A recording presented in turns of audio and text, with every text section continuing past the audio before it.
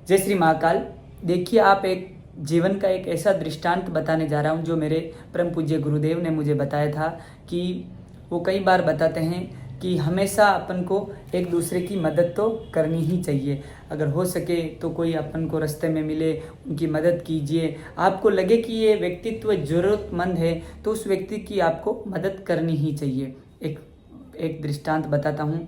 एक बच्चा था, उसके बचपन में ही उसके माता पिता जो कि गुजर चुके थे, यानी उनकी मृत्यु हो गई थी। वो बच्चा मेहनत करता, दिन रात मेहनत करता और पढ़ाई करता। बचपन से उसने विद्यालय में अध्ययन किया। उसके बाद में क्या हुआ कि उसका जब जॉब लगने का समय आया तो क्या हुआ कि उसका इंटरव्यू था।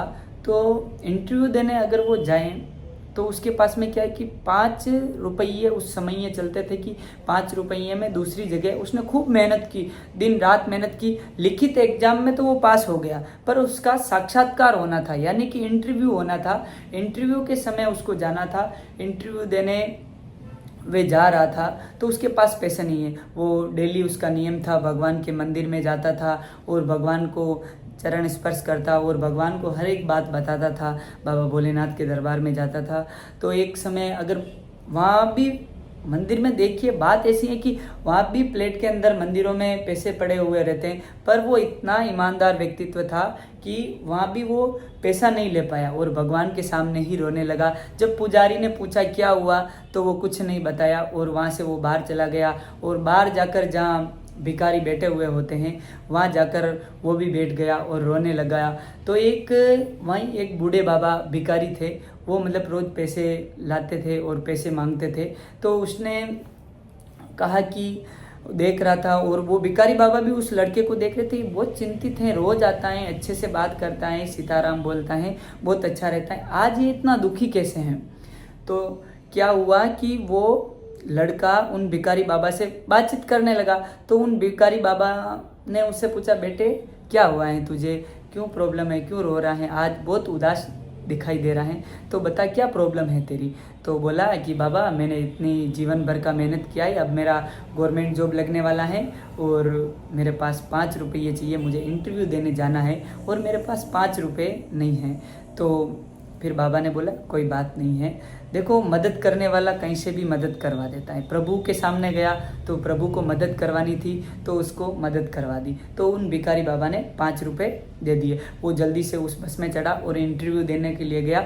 इंटरव्यू क्योंकि देखो मेहनत और उसकी लगन थी और पढ़ाई में उसका बहुत ही रुचि था और बहुत ही होशियार भी था।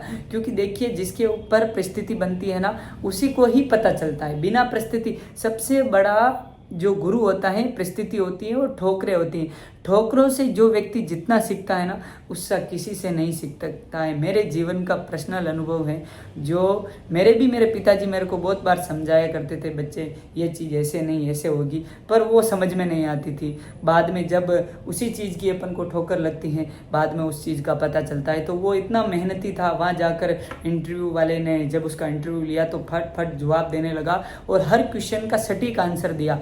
जब वो इंटरव्यू हो गया, खुशी के मारे वो वहाँ से आया, दूसरे दिन घर पे आया। घर पे आकर उसने को याद आया कि अरे उन बाबा के 5 रुपये भी लौटाने हैं। उसकी नौकरी लग गई थी तो वो 5 रुपये लेकर के उन बाबा को लौटाने गया। तो आगे जाकर के देखा उसने कि बहुत सारी भीड़ इकट्ठी हुई है और बीच में कोई पड़ा हुआ है और देखा कि बहुत सारे लोग हंस रहे हैं। चलो कोई नहीं, एक भिखारी था मंदिर के बाहर, भिखारी रोज बैठता था, एक भिखारी कम हुआ, ऐसे लोग ताने दे रहे थे। तो वो देखने लगा कि ये भीड़ क्या हुआ, ऐसे जाकर वो कहने लगा। तो वहाँ जाकर देखा तो वो गरीब बाबा जो थे, जो मतलब भिखारी थे, गरीब बाबा बोलता था उनको, बाबा जी कहता था, वो वहाँ मरे हुए पड़े हुए थे। तो इनको क्या हुआ, उस बालक ने कहा कि आपको क्या पता है कि ये क्या है, क्यों मरे, मतलब दूसरों से, जब पास वाले भिखारी थे उनसे पूछा क्या हुआ। तो कहा कि कल इन्होंने किसी की मदद की 5 रुपए की और कल के दिन इन्होंने 5 रुपए ही कमाए और वो शाम के समय उस बच्चे को दे दिए। तो उस बच्चे को दे दिए 5 रुपए। तो वो बच्चा और कहीं नहीं और मैं ही हूँ। और रोज़ 5 रुपए की दवाई आती थी, वो दवाई लेते थे, उनको तकलीफ थी, कोई बीमारी थी और 5 रुपए की दवाई आती थी और दवाई वो लेते थे।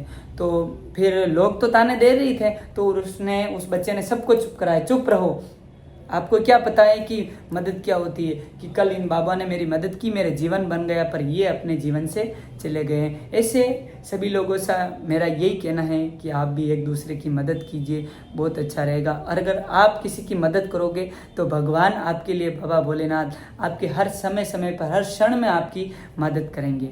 तो ये एक प्रेरणादायक कथा है, तो इसको स्मरण कीजिए, बहुत अच्छा रहता है। और लोगों का मेरा कहना यही है कि लोगों की मदद कीजिए जितनी हो सके। जय जय श्री महाकाल।